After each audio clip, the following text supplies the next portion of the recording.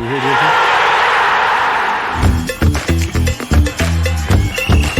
intro? Over the Line Extra, your weekly Galway GAA podcast with Ollie Turner and Sean Walsh. Hello everybody, it's Over the Line Extra with Ollie and Sean. This week we're looking back on the provincial hurling finals. Was there ever a year, Sean Welsh, where there was such a difference in the standard, the excitement and, well, ultimately the results of the Leinster and Munster hurling finals? But talk about two different occasions. Well, at least we had a fine day in Grove Park on Saturday evening. I mean, wasn't it unbelievable? You would nearly think it was a different game. Look, didn't we talk about it last week, Ollie? The 7 o'clock throw-in, bank holiday weekend, probably expensive to stay overnight in Dublin now. An awful lot of people that I know didn't bring their kids, didn't go. I don't think we even got the official attendance at the game. Was it 22,000 or whatever? Then in contrast, terribly wet day, obviously, in Thurles the next day. And yet one of the great Munster finals. One of the great games, but was a ticket sold out in minutes, And it begs the question, surely the Leinster Final is worthy of a 2 o'clock throw-in time on a Sunday. It was always on that first weekend in July, going back the years or whatever. But look, I think the GA have got a little reminder of Joe Public does. They vote with their feet. Yeah. And I mean, the other thing is, Sean, if you're in the Munster Council, well, why wouldn't you want to hold on to your championship? Given the standard of games they've had, the extraordinary match that they had to finish it all off vis-a-vis what you had in Leinster. So it was just well, now in fairness, the Leinster Championship has been competitive, and look at even the Leinster Final, the quality wasn't there, but it was still very competitive. And I suppose the bugbear that we're all looking for eventually will be the Champions League format style, where the provincial series no longer exists. But as you say, Sunday was the classic example of why the Munster Final will not be given up easily. And look, probably not in Leinster either, but that's another day's work. But, I think the one thing, Galway and Clare, ironically, have ended up in the same place, Ollie, this week. They're both in the quarterfinals, but there's so much of a different context around them now, isn't there? Galway seem to have been, so disappointed, poor performance versus Clare, even though they also lost, great performance and on the up. It's incredible. Yeah, well, every week we try and bring you a special guest to look through the weekend's action, and this weekend is no different. No different. We're delighted to be joined by Jamesie O'Connor of Clare, of course, now with Sky Sports. And I suppose, Jamesie, one of the things we looked at the weekend in that great game was maybe did we see a method of taking on and playing this great Limerick team? I think so, Sean. I think, look, at any of the other contenders would be looking at the Clare game and look at both games, the game in Ennis and obviously the game last Sunday, to see, okay, what did Clare do well? Where did they get, success? And obviously, I think, the starting point is, you've got to try to match Limerick's work rate, their intensity, the pressure they put on the ball in the middle third. And Clare, did a lot of the things, I suppose, that you need to do to beat Limerick. They've got a lot of those things right at the weekend. But I think defensively as well, Paul Flanagan was outstanding. And I thought Conor Cleary, because literally playing on an island, on the edge of the square with huge space in front of him, either side of Aaron Gillan, I thought Cleary, it's a real high pressure situation to be in. And, obviously there's a certain amount of pulling and dragging went on between the pair of them. But I thought Cleary was excellent for the most part. Now, I know Gillan came good at the end. And why wouldn't he, given the quality of player that he is and given the quality of ball that was going into him. But that, as I said, you have to defend well. And I thought players like Paul Flanagan, John Conlon I thought was immense at centre back. Cleary, Dave McInerney did a great man-marking job on Gerard Hegarty. I mean, outside of the goal, managed to keep Hegarty really quiet, although Hegarty got through an amount of work as well, a lot of the unseen stuff that maybe he doesn't get credit for. But yes, look at the one thing Clare maybe didn't do was take the goal chances or create the goal chances, and it was look at maybe a couple of half chances that we got. Shane O'Donnell, to me, looked like that he might have been trying to, look. Nicky Quaid tried to indicate that he was maybe going one way and then put it into the other corner, and maybe Mike Casey got across and threw himself at it and got a fantastic block. But maybe there was a chance to put that ball inside. And maybe if Shane had that back, it's maybe one that he'd like to maybe have another crack at. So, look, Clare did a lot of the things. I think, Sean, as you said, right. And there's no doubt about it. I mean, look at Kilkenny, Cork, Galway, any of the other contenders that are left in it. If they are to meet Limerick, we'll be poring over those videos to see, what things can we take out of it. But as you said, Limerick at the end of the day, as well as Clare played and Ennis, still come up with the answers and still haven't been beaten. And I suppose it's testament to them and the champions they are that, they were able to find a way to get it done. And the 4 weeks for them now is a godsend, I think, because, there are signs maybe of fatigue. Obviously, they've got Keane Lynch hopefully on the way back from injury. Peter Casey is on the way back. He's not far away. And if anything, they're going to be stronger and harder to beat down the line. But the one thing I will say is they've had to dig into those reserves through this Munster campaign a bit more than in previous years. And, there's still, I believe, a finite amount of energy in any team's tank. And Clare certainly have drained some of those resources. And it'll be interesting to see, can Limerick sustain it, if they have to go to the well down the line, which I've no doubt they will. You talk about those other counties that are contenders, Jamesie. Those other counties don't have Tony Kelly, who arguably now is the best hurler in the country. Yeah, I mean, lads, he was phenomenal at the weekend. I mean, some of the things that he does, just leave you shaking your head, and he obviously he missed a couple of frees, but it was a tough day for free takers, and I think Galan and Dermot Burns missed frees as well. It was one of those days where, wet, greasy conditions, the ball is probably flying off the hurley. But from general play, some of the scores he got were just, superb. And the one, I suppose, where he dispossessed Gerard Hegarty, carried it at full pace, 2 Limerick players hounding him, chasing him down and off the hurley over the bar. Magnificent score. And then to do what he did at the death, with the game on the line, I think there were some Limerick supporters hurling water. I think there was a water bottle might have come flying onto the pitch. But I mean, that's just magic. And I can't imagine that anybody would contradict me, Jamesie or Sean. I mean, that had to be the greatest sideline cut I've ever seen in terms of the situation, the pressure, the circumstance, the narrow angle, the fact that it was even a wrong angle for the right hander. Yeah. I mean, that was just the moment of the year. And the fact that, as James has alluded to there, that he was taken off the freeze, it was come at the hour, come at the man. But I mean, he is a class player, and look at even seeing him at club level, Jamesy. He is a generational player, isn't he? No, absolutely, yeah. And I suppose look at obviously 2013 hurler of the year, and maybe had a few fallow years where he arguably wasn't hitting those same heights. I mean, you'd get flashes of brilliance for him, but he'd struggle to maybe get on the ball then and maybe get into the game. But whatever buttons, as I said, Brian has pressed, since Brian took over, he has been, taking his game to another level. And I feel, and I said this a few weeks back, I think that Tony himself, I'd say, would have felt, unsatisfied or unfulfilled if he hadn't got back to the levels that he was at in 2013. But, he's back and he's playing beyond them. And, as you said, Sean, like it probably suited a left-hander, but I mean, it was closer to the 13 than it was a 21. It was, I mean, I think he looked up and weighed up the options, what was the possibility of playing a 1-2 when the other lads on. Limerick seemed to have recovered.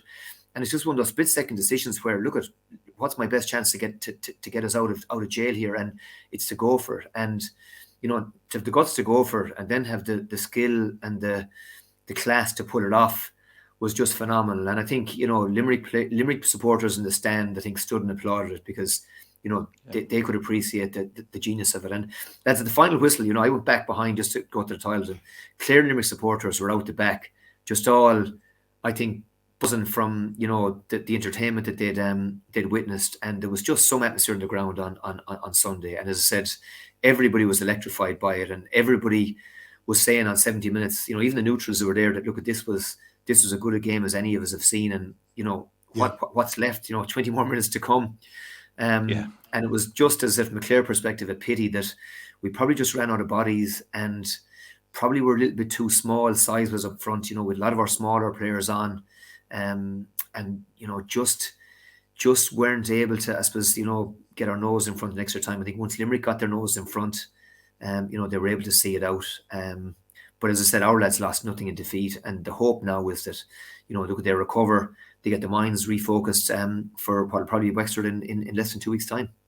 And that's where we start looking at the rest of the championship then. Sean, you were there in Croke Park for Galway Kilkenny.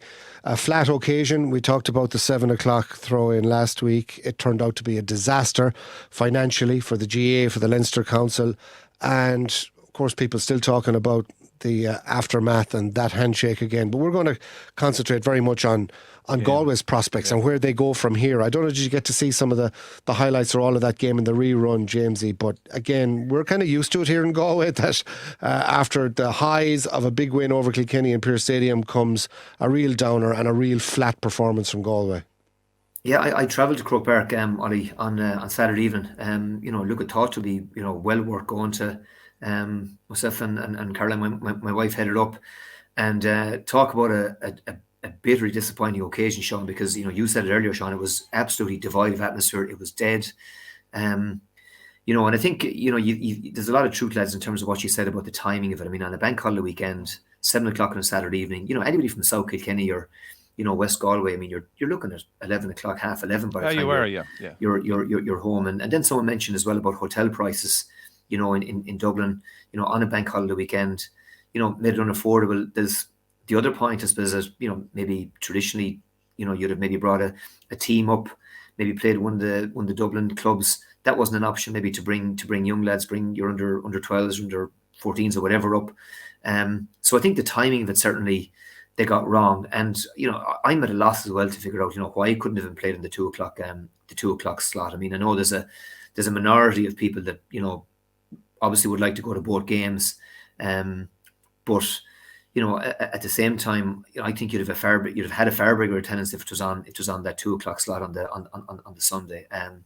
But from a Galway perspective, bitterly disappointing. Obviously not taking those goal chances early on. They possibly paid the price for it. But at the same time, it was just, I said, a kind of a lifeless, dead performance. There seemed to be a lack of energy, and they obviously, what did they score? At 17 or 18 points. I mean, Clare and Limerick in and that was in perfect conditions. Clare and Limerick in probably poor conditions had, I think it was 1-11-14 at half time. Like, that's not going to get it done.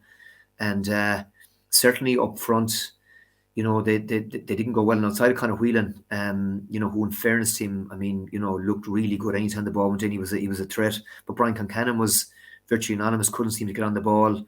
Obviously Tom Monaghan, didn't play well. Conor Cooney was in and out of it. And really it's back to the drawing board for Henry, because, Cork now with their tails up, assuming again they go to Antrim and get the job done the weekend, would be formidable opponents. And guys, Cork are not a team I think that Galway can afford to or want to get involved in a shootout with, because they have so much pace, and they appear to have got their mojo back. I mean, they've been offered a lifeline now, and they've earned their way back in with that victory in Walsh Park. And they're a team that I'll be honest, but from a Clare perspective, I'm not sorry that we're on the opposite side of the draw to.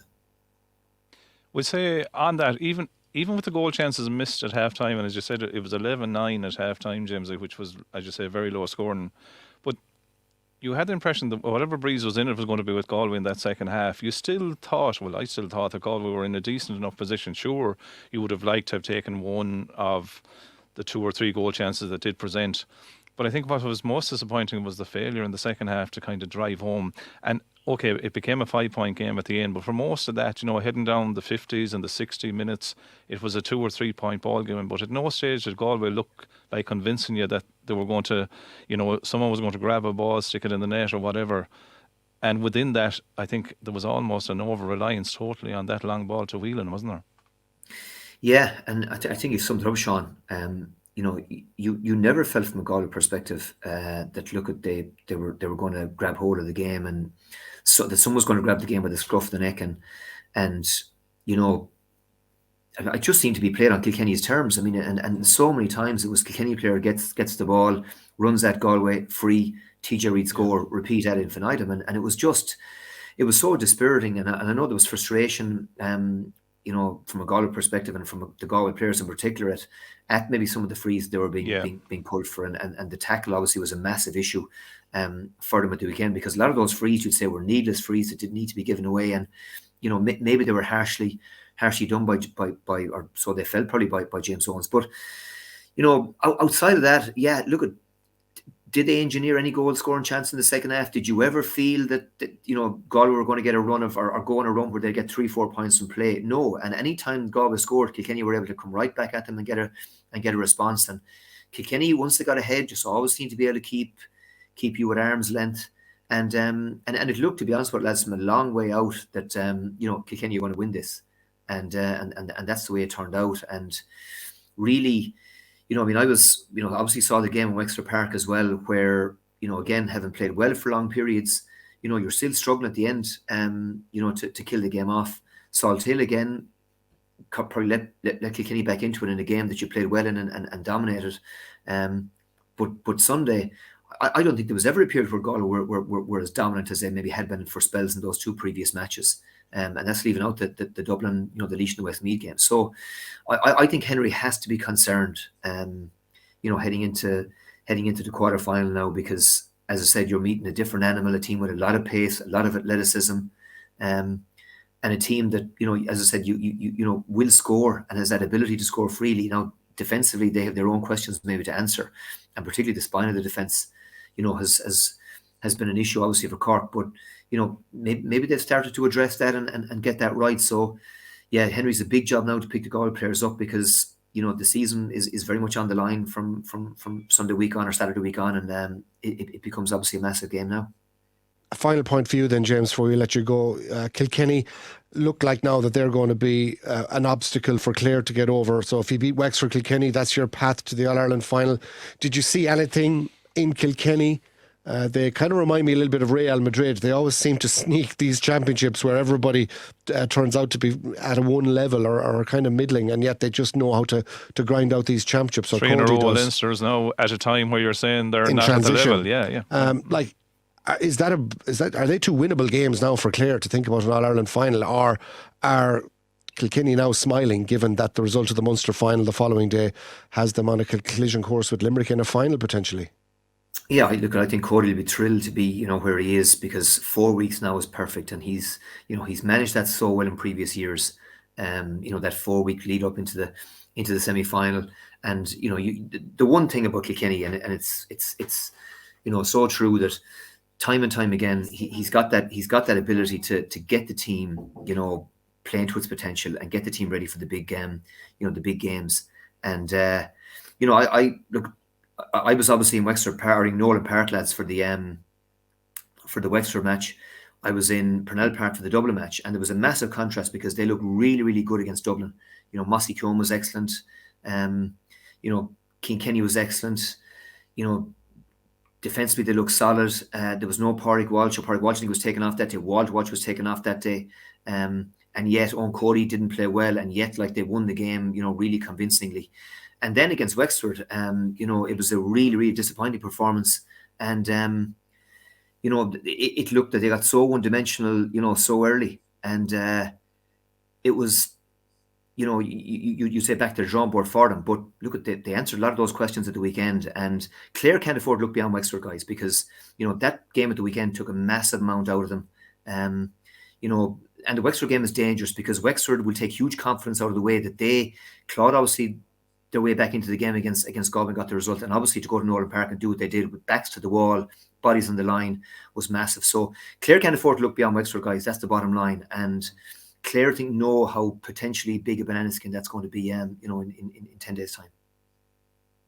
Jamesie, we'll let you go. I know that you've been busy going through Shakespeare with your lady for the Leaving Cert paper too. So thanks for chatting to us. Thanks, Jamesie. Okay, lads. Take care. All right, we'll talk to you. See you. Bye-bye. Jamesie O'Connor chatting there.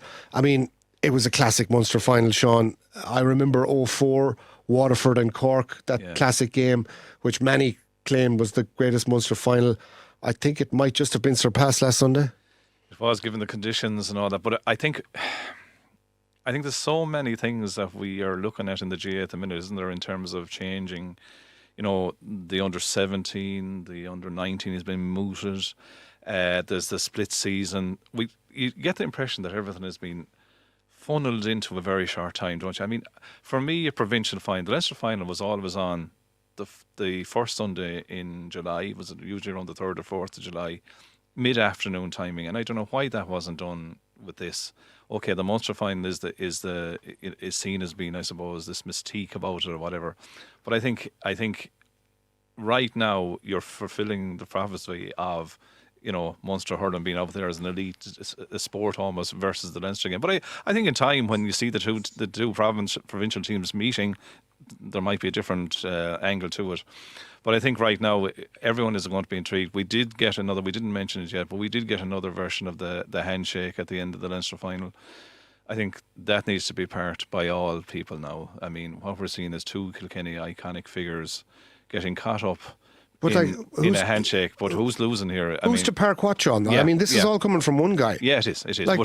Like you'd have to feel like the entire country now sees it for what it is. Yeah, it is, and it's a kind of everything has been done on my terms seems to be the way it's done. But I think right now, from a Galway viewpoint, would we meet them again? As of today, it looks unlikely. But I mean, you could technically meet in an All-Ireland final or whatever. But whatever the sideshow is, that needs to be now parked.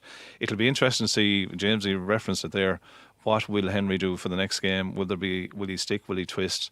And I think that's what will be consuming the hurling followers of the county for the next few weeks. Thanks to Lorraine, who's been in contact with us live on the Galway FM Sports Facebook page. A Clare legend, Jamesie, he certainly is, and she reckons Galway and Clare for the final. Maybe you've got a foot in both camps, Lorraine, that you would want that to happen. There'd be some excitement, wouldn't there, down around Gort and Crusheen, if that was to be the case, that's for sure. But of course, you talk about the rest of the senior championship. What we do know is that Saturday week it'll be Galway against, well, you'd imagine it should be this Cork. weekend. I mean, Cork go to Antrim. Now you're going to Corrigan Park. That's a tricky game in its own way. Darren Gleeson has got a tune out of Antrim. I mean, we saw the Antrim-Kerry game last Saturday before the Leinster Final, Ollie. Fantastic game of hurling. Hinged on a woeful decision by the referee where an Antrim lad stumbled coming out of defence, got a free. The ball was put over the bar. They won by a point, right? Wexford have to take on Kerry down in Kerry. So we expect Wexford and Cork to come through, but it may not be as simple. Well, of the two, you'd have to say Cork might have it a lot tougher. A lot more difficult up there. But Cork have been given a lifeline now. But look at, despite all of the hype, Limerick are still in the semi-final. As Jamesie said, Peter Casey. They'll be delighted. They will. Keen Lynch come back. There seems to be timing it perfectly. And but look, this is the serious stuff starts now. And I suppose look at a word as well for the minor footballers. Yeah, the minor footballers and hurlers that we'll mention now, because you talked about Saturday week Galway against Cork or Antrim. That same day, we're hearing the fixture is being talked about of Galway and Tipperary in that minor semi-final. I suppose they've met so often in recent years, even during Galway's 5 in a row, and Tip beat Galway famously, of course, in a championship match in that run as well. So they're coming head to head in the Gaelic grounds in Limerick on Saturday week. Let's talk about Saturday week now. That potentially would be the day of the All-Ireland quarterfinals as well, possibly in Thurles early in the afternoon. And I would imagine the Galway County Board will not want the two flagship hurling teams out on the same day, so I would expect a little bit of movement on that one. This is another of my arguments for the split season. I think it's going to take a while, Ollie, isn't it, for us to get to work through this split season to see what the implications are for a lot of different teams where, we mentioned the minor footballers. How many games have they played now? They're going to play. Yeah, well, after playing the round robin and the kind of final, this will be their 6th championship match. Versus an under-20 teams in both codes. Who played once. You played once, So there are things to be looked at. Well, it's not perfect, that's for sure. Mentioning the minor footballers, beaten 13 points to 7 by Mayo. Somewhat disappointing, although they did close the gap on the group game between the sides. But now they've took up against Leinster champions Dublin. Big ask, 12:30 again. A really early throw-in on Sunday in Tullamore. So good luck to Alan Glynn and the minor lads. It would be seen very much as an upset if they're to turn that one around. But Mayo are all right though. Mayo are a good team, and I think Galway won't be too disheartened by their defeat because reality is it's back to the same format. So once you get to the provincial final, you're guaranteed an All-Ireland quarter final. So in truth, it didn't really matter that much, I suspect, in the bigger picture, whether it was going to be Dublin or Kildare. I think the Dubs are beatable, but the minors will have to be really good on Sunday if they are going to get over the line. We'll have that game for you live on our early start on Sunday. Our sports show Over the Line starts at 12 noon. So when we're back next week, we will know whether it's Cork or Antrim. We will be previewing Galway Tip in the minor, the Galway seniors in their All-Ireland quarter final, and we'll be looking back on the minors quarter-final with Dublin. Throw in as well, of course, that the ladies are starting their championship campaign this Saturday night against Kerry. That's in Birr, so good luck to the Galway team and management as they play the first of their 2 round-robin games, and we hope we'll see them in the knockout stages of the championship. That game is live as well on Saturday night on Galway Bay FM, and the Galway senior camogie team are out on Sunday afternoon against Down in Athenry. And there won't be a handshake in sight. Well, I was just going to say, normal ones. if Henry Shefflin wanted any excuse, and we leave you on that, because those of you tuned in this morning, you might have heard that Hudson Taylor were to play Galway tonight in Monroe's, but because of COVID, that's off. But Mr. Cody has this propensity for spitting in his hands and rubbing them together. I mean, surely Henry can say, I'm sorry, Brian, I'm not shaking hands. COVID is still around. Fist bump, anyone? Or maybe total ignorance, anyone? We'll talk to you next week on Over the Line Extra. Chat to you then. From myself and Sean Walsh. Bye-bye.